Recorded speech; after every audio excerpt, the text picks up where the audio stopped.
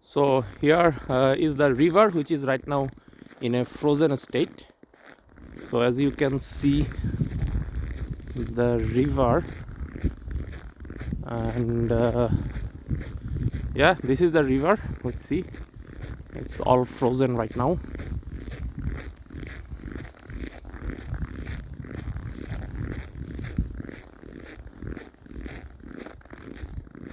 So if I go to this way,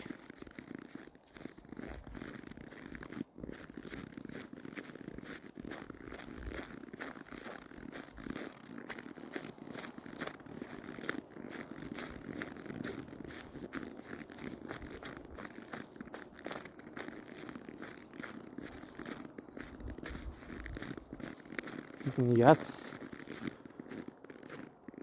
So here is this Piteå river. It starts from Norway and ends here in Storforsen. So across this Piteå river we have this Storforsen hotel. Here is the backside of this Storforsen hotel. So yeah, and there is a bridge, as you see in that part. There is a bridge, and people walk through this bridge to see that waterfall. As you see over there, there is a waterfall.